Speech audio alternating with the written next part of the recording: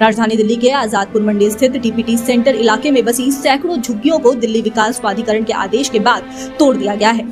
ना तो हमें नोटिस दिया, ना ही कुछ दिया, झुग्गी नहीं, सामान निकालने दिया, बुलडोजर आके चढ़ा दिया।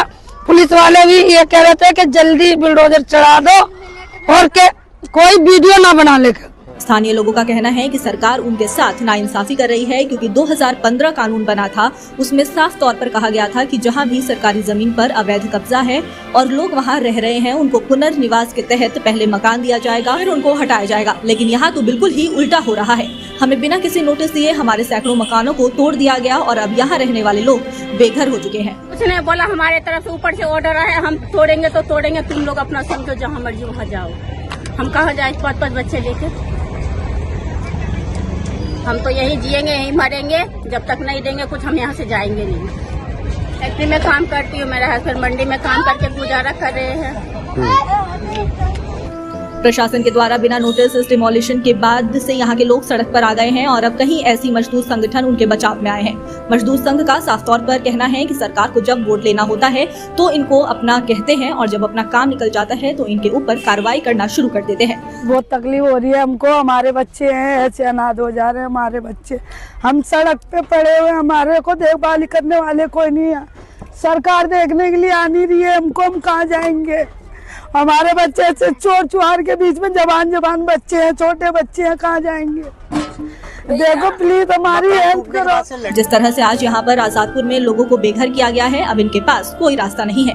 लोगों का भी कहना है कि जब तक उनके झुग्गियों का मुआवजा या उनके घरों के बदले मकान नहीं मिलेगा, जब तक वह अपने इस जगह को छोड़कर कहीं नहीं जाएंगे।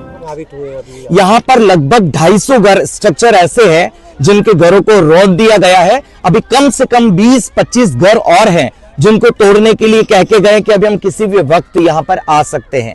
अभी सवाल ये खड़ा होता है कि अगर इस दिल्ली की धरती से और दिल्ली के हाई कोर्ट से जब इतना बड़ा ऐतिहासिक फैसला पुनर्वास के संबंध में शकूर बस्ती को लेकर अजय माकन के फैसले में दिया जाता है, इसी दिल्ली के अंदर से सुदामा सिंह का फैसला पुनर्वास की बात करने के लिए, जहां से दिल्ली के अंदर एक स्लम की पॉलिसी बनी जो पुनर्वास देने की बात करती है। ये 2015 की जो पॉलिसी है, वो पॉलिसी क्या कह रही है कि जब तक आप किसी भी बस्ती को सर्वे नहीं करेंगे, जब तक आप उनका पुनर्वास नहीं करेंगे, आप हाथ नहीं लगा सकते। और बड़ी शर्मनाक बात है डीडीए के लिए कि ये बस्ती 776 ड्यूसिप की क्लस्टर लिस्ट के अंदर मेंशन्ड है, लिस्ट का नाम है, फिर इस झुग्गी को हाथ लगाते हुए उनको शर्म नहीं आई?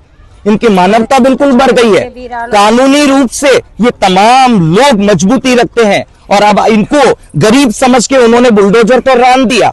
लोग बुलडोजर के तले अपने घर दबवा दिए, अपना सामान दबवा दिया। पर ये तमाम लोग सोमवार को हाई कोर्ट का दरवाजा खटखटा रहे हैं। एक गरीब भी हाई कोर्ट जाएगा, कानून से न्याय मांगेगा कि जब हम ड्यूसिप के क्लस्टर लिस्ट में हैं, आइडेंटिफाइड झुग्गी है, तो आखिर हमको तोड़ा क्यों गया? यहाँ से फिलहाल प्रशासन की कार्रवाई के बाद से ही वहां रहने वाले लोगों को काफी दिक्कतों का सामना करना पड़ रहा है और उनका साफ तौर पर कहना है कि वोट लेने के लिए तो जनता प्रतिनिधि और नेता लोग आ जाते हैं, लेकिन आज इस मुसीबत के समय में कोई भी हमारा साथ देने नहीं आया। अब हम अपनी लड़ाई कोर्ट में जाकर खुद लड़ेंगे।